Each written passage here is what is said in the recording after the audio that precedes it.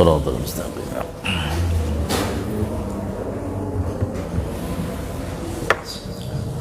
السلام عليكم ورحمة الله وبركاته. الحمد لله رب العالمين حمدا شاكرين حمدا ناعمين حمدا يوافي نعمه ويكافئ مزيده. يا ربنا لك الحمد كما ينبغي لجلالك الكريم وعظيم سلطانك. اللهم صل وسلم على سيدنا محمد صلاة تكون لكل عسر يسرا ولكل داء دواء ولكل سقام شفاء وعلى آله وصحبه وسلم أجمعين. أما بعد، سبحانك لا علم لنا إلا ما علمتنا إنك أنت العليم الحكيم وتب علينا إنك أنت التواب الرحيم ولا عدوان إلا على الظالمين. لا حول ولا قوة إلا بالله العلي العظيم العزيز الكريم عدد كل حرف كتب ويكتب أبد الآبدين ودهر الداهرين. قال رضي الله عنه وقال النبي صلى الله عليه آله وسلم: من قرأ سورة الإخلاص مرة واحدة أعطي من الأجر كمثل أجر 100 شهيد.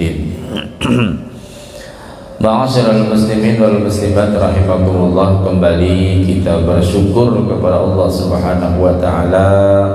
Pada kesempatan yang mulia dan bahagia ini kita masih diberikan Allah berbagai macam nikmat, terutama nikmat iman, nikmat Islam, nikmat kesehatan dan kesempatan, sehingga kita kembali dapat melakukan ibadah salat subuh secara berjamaah dan dibarengkan dengan ta'lim, dan nanti kita akan laksanakan salat isyraq. Mudah-mudahan apa yang kita lakukan senantiasa mendapatkan ridha pahala dari Allah Subhanahu wa taala. Salawat dan salam tentu kita sampaikan kepada Sayyidul Wujud, Sayyidil Mahbub, baginda Rasul sallallahu alaihi wasallam. Allahumma shalli ala Muhammad. Nasib bab kita tentang keutamaan membaca surah Al-Ikhlas, ya.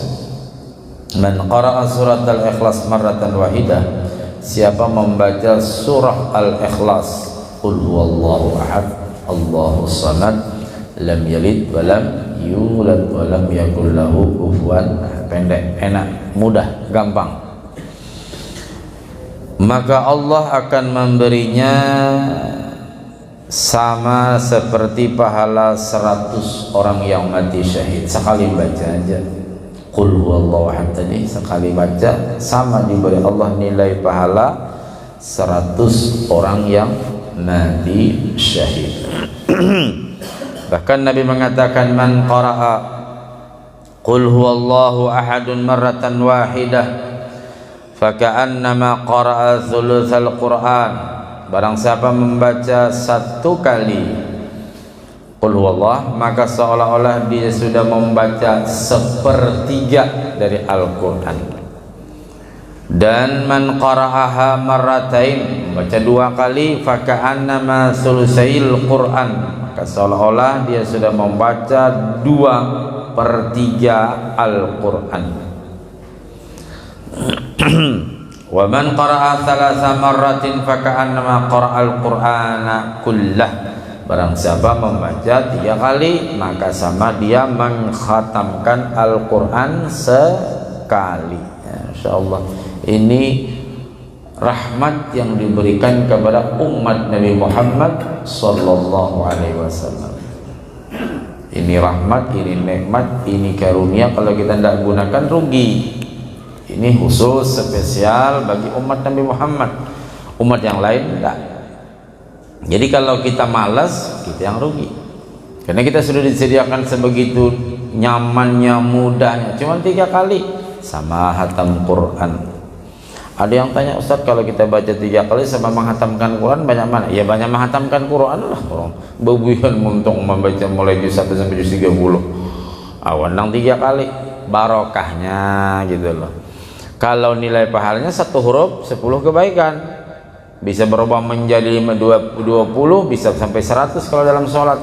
Artinya Quran itu dibaca dalam sholat lebih banyak pahalanya. Ya beda ya, cuman yang namanya keberkahan 3 kali aja sudah hebat. Di sini Rasulullah menerangkan betapa pentingnya membaca Qul huwallah. Bahkan kalau kita masuk rumah baca 3 kali ya, bila hendak masuk rumah, habis buka pintu, kalau di dalam rumah tuh ada orang, assalamualaikum. Kalau di rumah tuh ada orang, assalamualaikum wa ala ibadillahis sholihin. Ini pian sekarang keluar nih, pas di rumah ada orang, ada anak sudah berjalan keluar umpama olahraga umpama, di rumah kosong berarti. Begitu pian buka pintu, assalamualaikum wa ala ibadillahis sholihin. Tapi kalau di rumah tuh ada orang, assalamualaikum ya. Nah, begitu kita jalan, baca pertama ayat kursi sambil menuju ke tempat duduk atau sambil menuju ke kamar, baca ayat kursi, baru qul huwallah 3 kali. Kenapa ayat kursi, guru? Kalau tadi di jalanan ada hantu 4 di belakang, ada wanita itu. Iya, kita yang namanya di jalan bisa juga diikuti ya. Sampai di rumah, nah cucu melihat, nenek sama siapa? Sendirian. Loh, tadi ada di belakang nek, orangnya besar. Apalagi neneknya takutan.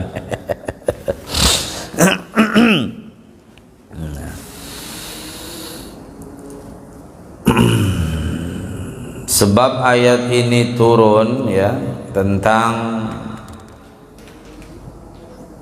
Al-Ikhlas ini, artinya turunnya Al-Ikhlas ini, Ubay ibn Ka'ab, Jabir bin Abdullah, Abu Aliyah Al-Sya'bi dan Ikrimah radhiyallahu anhum berkata, orang-orang kafir Quraisy berkumpul sebab turunnya surah Al-Ikhlas atau Qul huwallah nih sebabnya turun.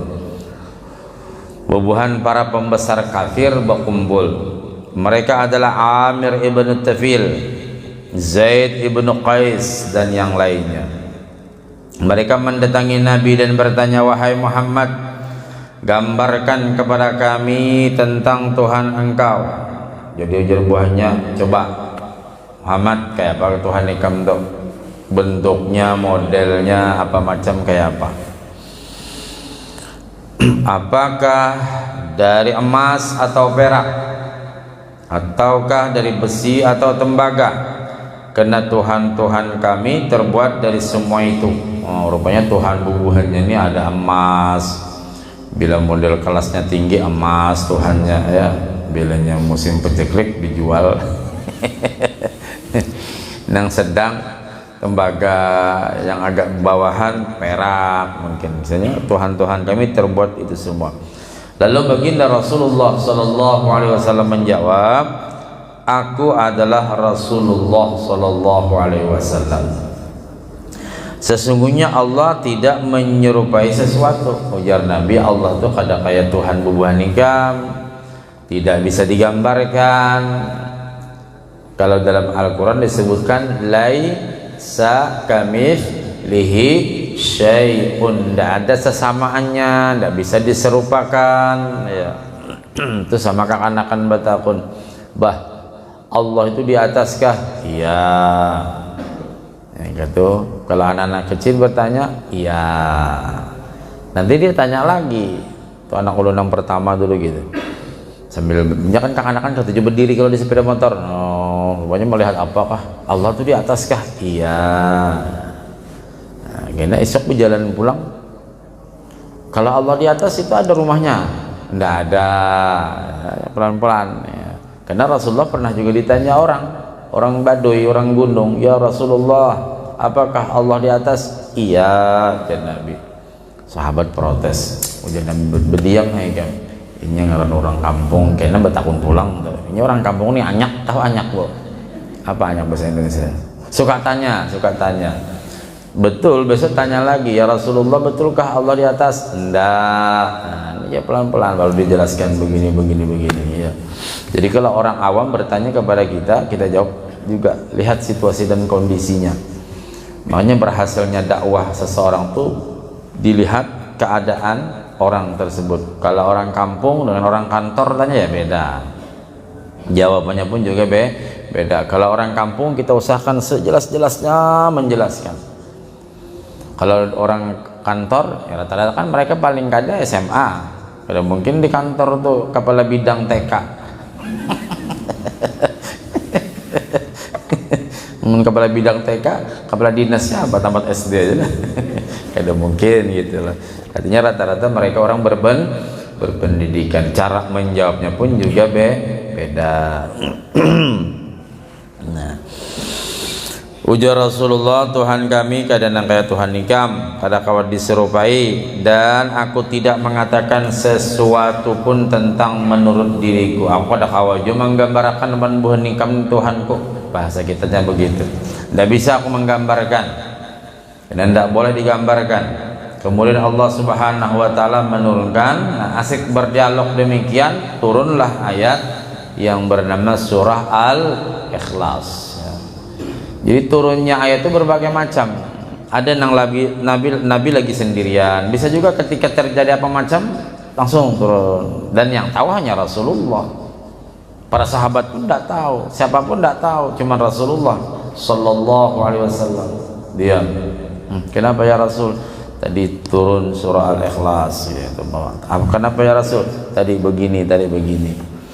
Artinya kadang langsung bersemedi. Kayak apa ulun ini Datuk? Tunggu aku buat minum. Oh, ini nang di banyu di sini mengganggu ikam. Wah. Takun pulang nang di banyu siapa? Oh, buaya. Oh, kenapa buaya naik ke atas? Rupanya dukunnya bersemedi itu. Oh, pada lawas isuk takun pulang sih dan anak ulun sakit parut itu Datuk. Apa nama mengganggu? Oh, nang di darat. Bisukan tadi nang di banyu. Ini dia, apa dia? Harimau. Oh, banyaknya bisa peliharaan. Akunya orang bahaya nang di banyu, nang di daratan, ngapa-ngapa lah, bujur juga.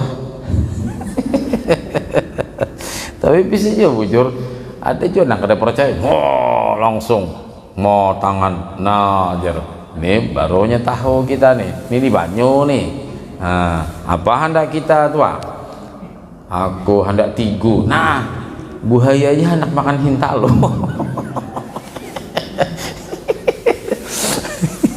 Tapi ada dulu orang berkisah, jadinya bata tambak, orang hulu itu bata tambak itu bawa obat ya, macam-macam permintaan kisahnya si hantu ini nih.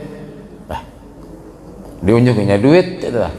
Jadi ujar si si dukun, tidak bisa, kita yang bikin deh. Si Dato bisa beli di alam sana itu. Kau kasih pitis nih mahal. Orang banyak sarah mantahnya, saya nyukar itu. Di sana dia ada warung. Ya. Rupanya di alam sebelah kan ada warung matanya. Macam-macam. Gitu kan aku dibunguli hantu nih mundi itu turut hantu kamu jujur juga hantunya ada ya, tapi aku percaya juga. Ya makasih. Kisah intermezzo aja ya.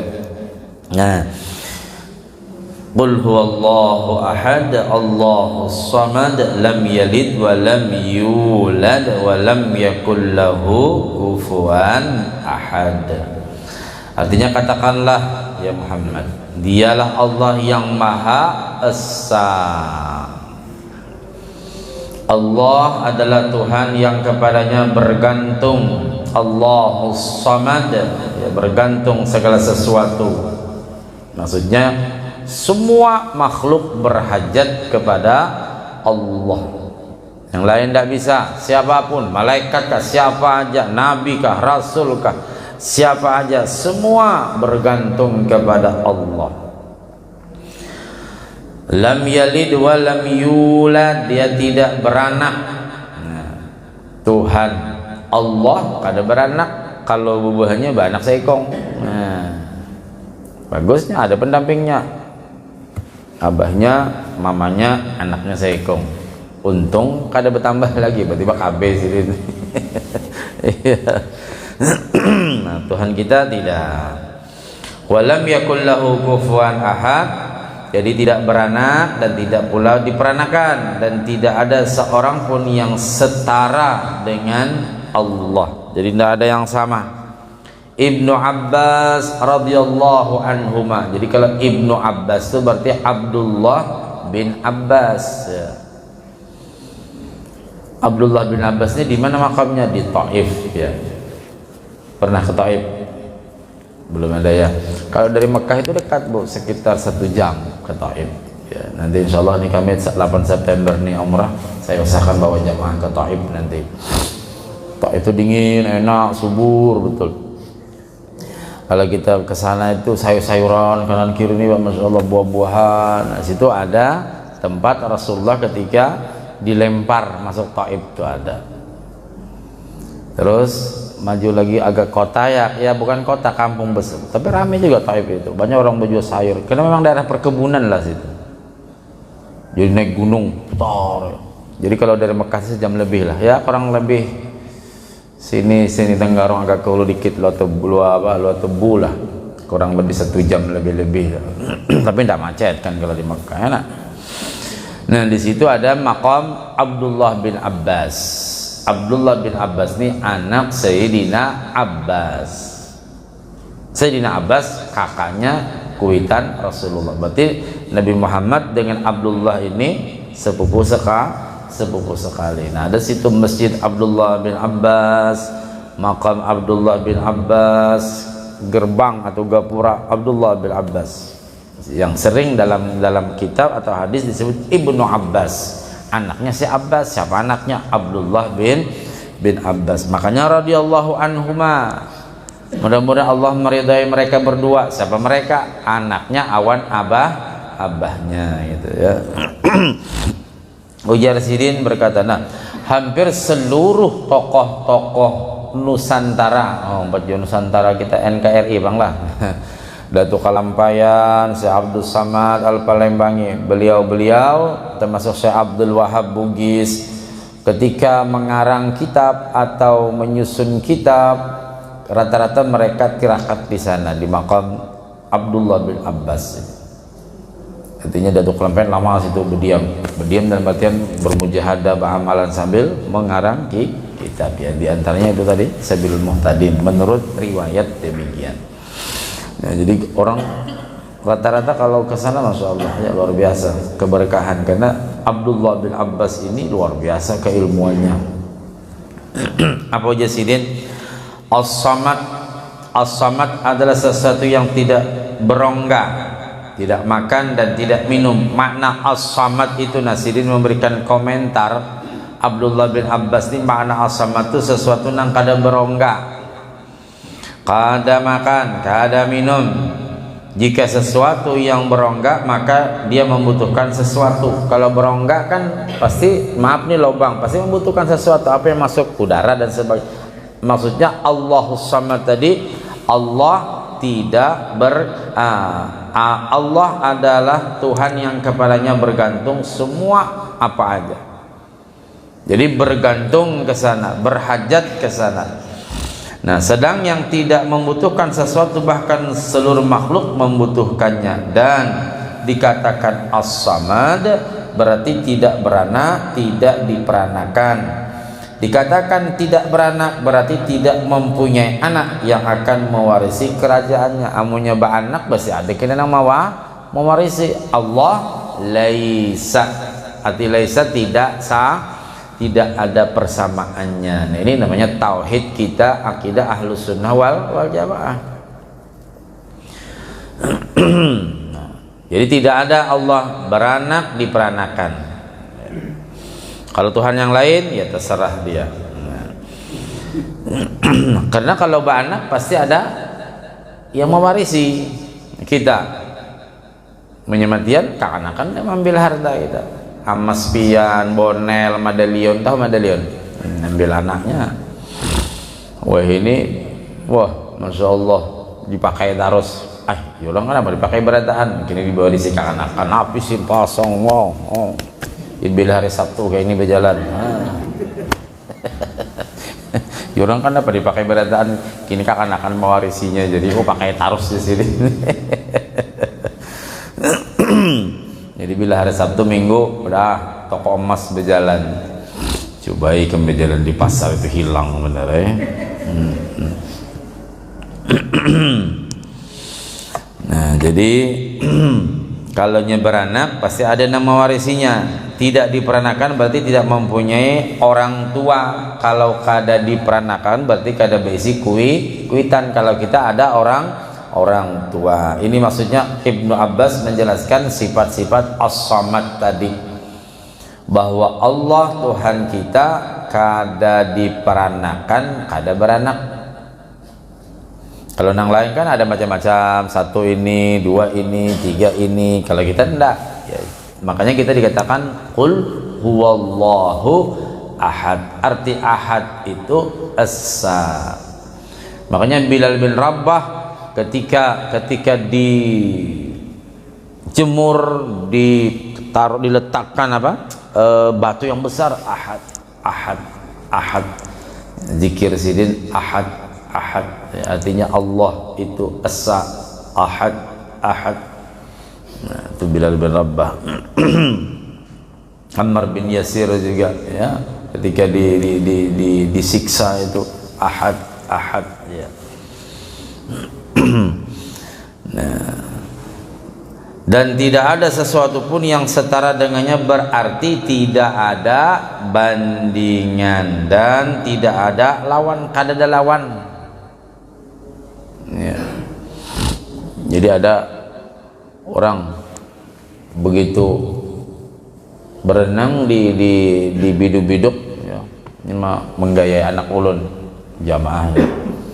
Jadi ujar anak ulun, om bisa lah berenang? Bisa. Ke batu cermin ya, batu cermin.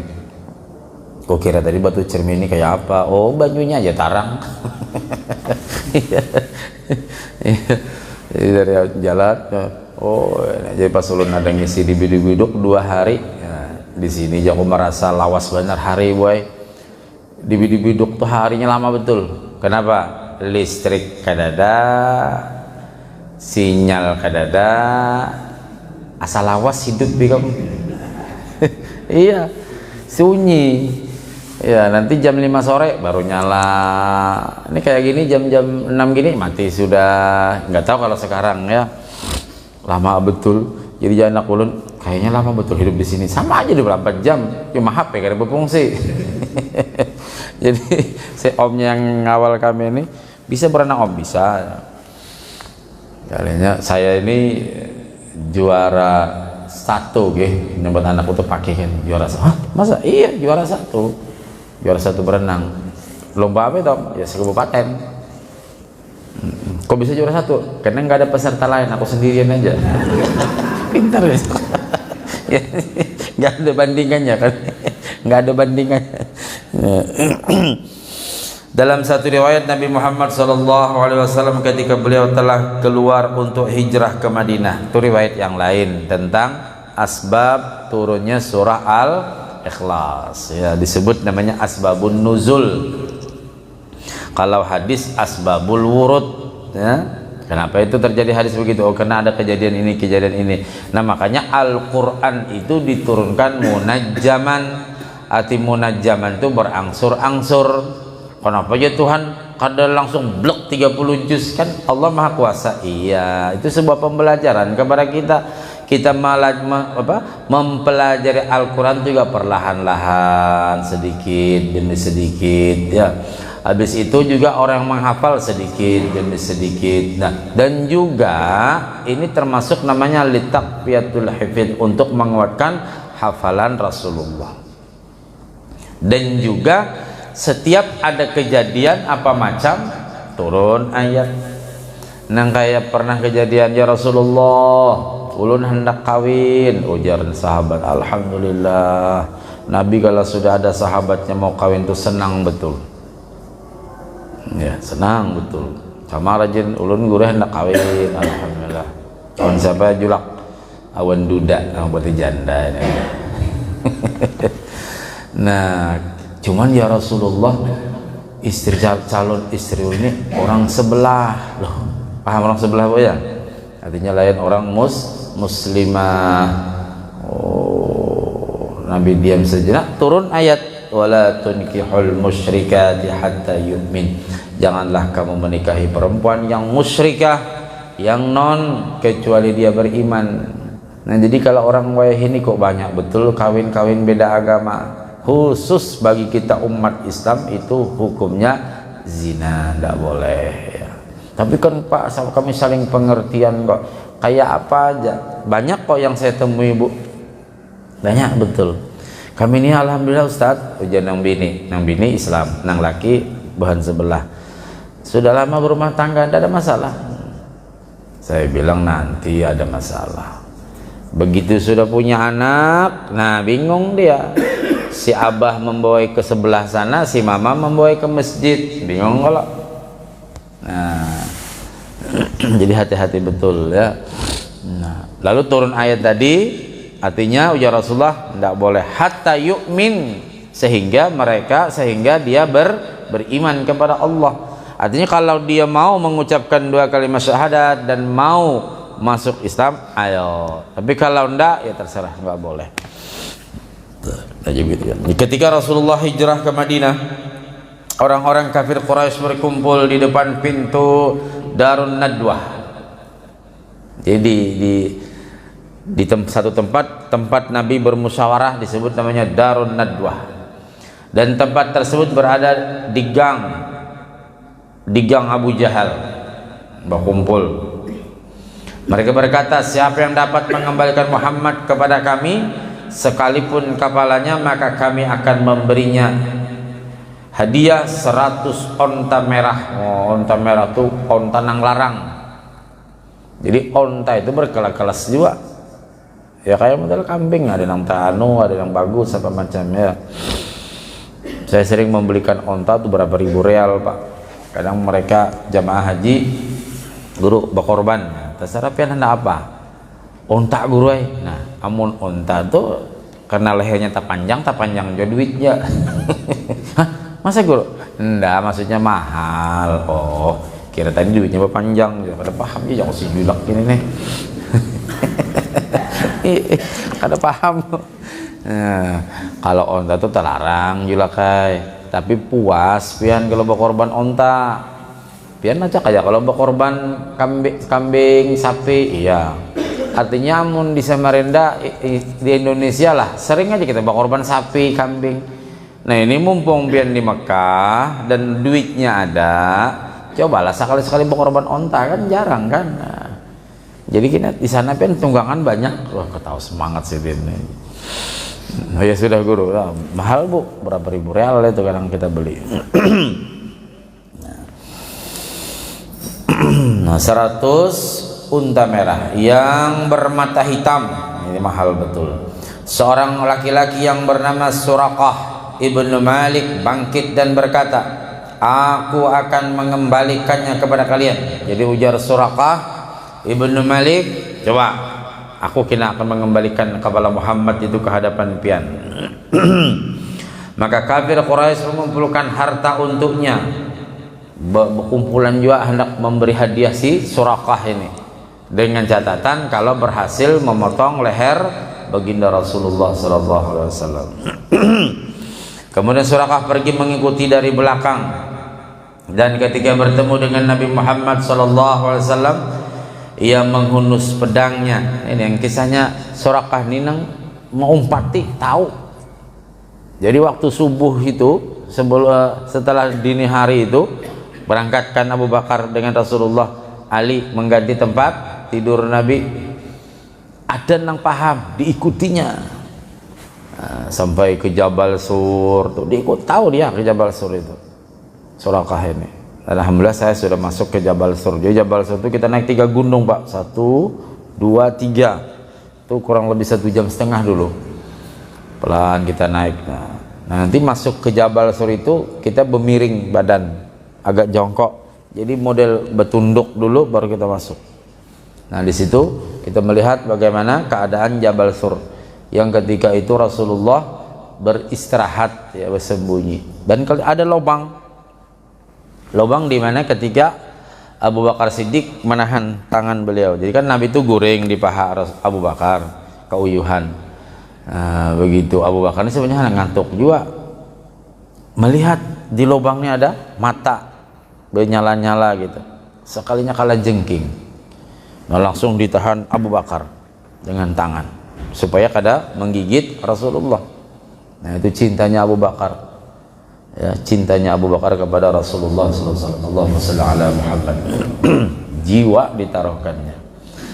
Ketika menahan ini, Abu Bakar ini kada tahan sampai netes banyu mata. Tekan pipi Nabi, tak bangun Nabi. Kenapa Abu Bakar? Garing kah? Kada ya Rasul. Pian teruskan aja guring ya Rasulullah. Cuman Nabi kan orang paham jujur. Begitu. Kenapa ya Abu Bakar? Ada apa-apa ya Rasul? Pian terus saja guring, terus ya Rasul. Pian istirahat aja, istirahat. Tapi Nabi tidak. Ada apa? Duduk Rasulullah. Melihat Abu Bakar kayak tangkap Nabi berlubang, berdarah. Disitulah mukjizat Rasulullah. Ada menurut diri diludahi Nabi, ada menurut dibaca apa macam hilang. Kala jengking. Amun kita biar laki bini sayang awan bini, guring di paha nih Pak. Ada ular, ada harapan. Begamat biar aja mati, nyaman mencari bini anu pulang.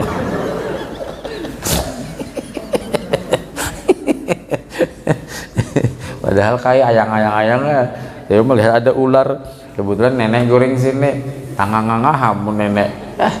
Wajar kayak biar aja mati tuh juga sudah.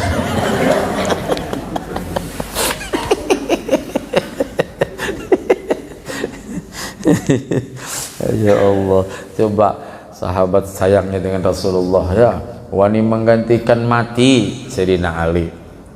Abu Bakar juga menahan demikian. Bahkan ketika itu Abu Bakar begitu ditanya ya Abu Bakar, kawannya aku kemana ya Rasul? Hijrah. Wah gembira betul Abu Bakar. Pada ceritanya musim panas itu, musim panas. Lalu Rasulullah ngirim utusan pada Abu Bakar, aku hendak ke rumah kira baju hornya hendak ke rumah. Baik, dibadahi oleh sahabat yang lain ya Abu Bakar, Rasulullah hendak ke rumah. Wah senang benar Abu Bakar mendengar Rasulullah hendak ke rumah. Makanya kalau kita umrah kahlah, haji kah, di hotel-hotel itu boy hati-hati betul, jaga akhlak kita, karena hotel-hotel itu rata-rata rumah sahabat diulah. Ini sekarang di belakang Dar Tauhid ya, ada itu dulu Jabal Umar, rumah Sayyidina Umar. Oh ini jadi hotel, rumah Sayyidina Hamzah. Jadi pokoknya yang ngarannya para sahabat tuh kada jauh dengan Masjid Bahari. Nah pelebaran jelas saya sudah ya, artinya tanahnya kan tetap aja, tanahnya walaupun rumahnya tidak ada kita tetap tanahnya tetap. Makanya paling bagus kalau orang tuh bawa wakaf tanah. Kalau tanah kada hancur sampai hari kiamat.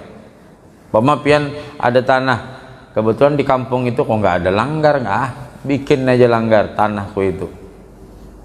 Kalau langgarnya nih Masjidul Bahari langgar katanya ketika terjadi MTQ kalau kada halap ceritanya begitu ya. Nah lalu banyak orang sholat di sini, karena kebanyakan orangnya berjumatan di sini. Ini kisah orang-orang Tuhan juga, nah, masih ada yang Tuhan itu saksinya. Nah akhirnya lama-lama berubah menjadi masjid. Nah berubah sudah. Ingat kalau kita Masjid Bahari itulah. Nah masjidnya berubah, tapi tanahnya berubah lah. Kalau berubah, jadi untung benar nang bawa kap tanah ini sampai hari kiamat kada berubah tanahnya. Makanya bila ulun melelang rajin, nah ini jadi andalan. Ayo mari nukar sekapling berapa sekian, dua kapling sekian, dua apa persegi perkan ya. Saya sering mau kemarin di pondok pesantren Guru Fadlan, alhamdulillah cepat selesai. Satu perkan 750.000 untuk pesantren menghafal Quran, alhamdulillah. Jadi saya bilang kalau pian bawa kap tanah ini awet bu sampai kiamat, biar satu perkan semeter segi 4. Tapi kalau bawa kap ini ya bukan kita karena ini coba ini bagus ya, insya Allah mungkin 50 tahun ke depan kita kadadaan anak cucu kita dirubahnya pulang nih, diapainya kah, lantai berapakah pulang kita. Nah Nah terus mengikuti Surakah tadi dari belakang, dan ketika bertemu dengan Nabi Muhammad ia menghunus pedangnya untuk membunuh beliau, tetapi ia tersungkur ke bumi karena bumi diperintahkan Allah untuk mensungkurkannya untuk menyelamatkan Nabi Muhammad sallallahu alaihi wasallam. Kada kau bergerak tertunduk Surakah ibnu Malik ya, tertunduk. Jadi bumi model kayak menjepit, model kayak menjepit kakinya, hanya tersungkurnya kada kau bergerak. Itulah maha kuasanya Allah subhanahu wa ta'ala. Maka bumi pun menahannya dan Surakah tersungkur, dan kaki kudanya terperosok ke dalam bumi hingga lututnya. Kemudian memanggil, wahai Rasulullah, selamatkan aku. Ya kayak itu, bila sudah pindah kepepet hanyar memanggil perguruan, bila sudah pindah nyaman gak ingat lagi kan. Datang ke rumah guru, guru doakan guru apa itu tanahku, minta banyak, gurunya macam-macam dibacai. Kuntarang kataku si kata kukang kusi bidan dari kemari kukang. Iya, begitu laris payu kada ingat lagi wan guru. Kalau ini begitu mendapat kesulitan, ini bila kesulitan baru ingat, bila sudah enak enggak. Nah ini ketika dapat kesulitan, ya Rasulullah, ujar Surakah, selamatkan aku, selamatkan aku. Kemudian Nabi Muhammad sallallahu alaihi wasallam orang nang raufur rahim, Nabi ini penyayangan, kasih sayang, berdoa, dan karenanya Allah membebaskan Surakah tadi. Kemudian setelah beberapa saat berjalan, ia kembali menghunus pedangnya. Nah, hendak pulang membunuh Nabi. Wah, ini cakap kita kan beres sudah ini. Nah, tadi sudah kita bantu, sekarang mau lagi, wah selesai dah, linyak tuh bang. Cuman Rasulullah itu membunuhnya, dan kaki kudanya kembali terperosok ke dalam bumi hingga mencapai pusarnya. Artinya dalam lagi nih. Dan ia kembali berkata, tolong selamatkan aku, dan sesudah ini aku tidak akan melakukan sesuatu pun. Rasulullah berdoa, ya, berdoa, dan Allah membebaskannya lagi. Kadang Nabi dendam. Coba kalau kita tadi sekali sudah orang berbuat zalim dengan kita, ada harapan nih kan. Kawa kabu berhutang duit dek di sini, dikulibi isin tahu bak kulibi lah.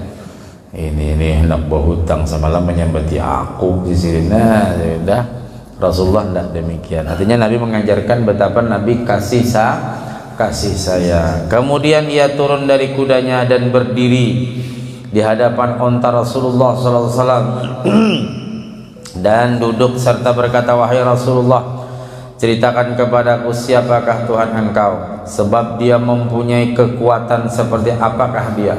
Ujar Surakah, ya Rasulullah, coba pang kisahkan Tuhan ini haratnya pang, bisa menahan kada kau bergerak, bahkan terturun. Sebab punya kekuatan yang luar biasa. Ujar Surakah, terbuat dari emas ataukah perakkah? Rasulullah sesaat menundukkan kepalanya, dan Jibril alaihissalam turun dan berkata, qul ya Muhammad huwallahu ahad Allahus samad lam yalid wa lam yulad wa lam yakul lahu kufuwan ahad. Ini riwayat yang lain, jadi ada kisah gitu loh, dua kisah tentang sebab-sebab turunnya surah Al-Ikhlas ya. Oke, kita lanjutkan pulang. Mudah-mudahan berat panjang umur, sehat badan, murah rezeki, anak cucu kita beriman, saleh salehah, dan mudah-mudahan kita sekeluargaan selamat dunia akhirat. Wafatnya kita pada waktunya nanti husnul ala hadiniyah wa ala niyatin salihah wa ila hadratin nabi. Al-Fatihah.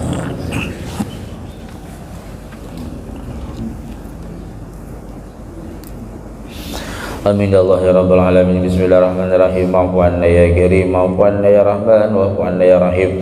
Allahumma salli wa sallim ala sayyidina Muhammadin salatan takunu li kulli usrin yusra wa li kulli da'in dawa'a wa li kulli saqamin shifa'a wa ala alihi wa sahbihi wa sallam. Allahumma anfa'na bima 'allamtana اللهم انفعنا بما علمتنا اللهم انفعنا بما علمتنا وعلمنا ما ينفعنا ربي بقنا في الدين وعلمنا رشد ربي زدنا علوما نافعة وارزقنا فهما اللهم أرنا الحق وارزقنا اتباعه وأرنا الباطل باطلا وارزقنا اجتنابه ربنا افتح بيننا وبين قومنا بالحق وأنت خير الفاتحين ربنا آتنا في الدنيا حسنة وفي الآخرة حسنة وقنا عذاب النار وصلى الله على سيدنا محمد وعلى آله وصحبه وسلم والحمد لله رب العالمين.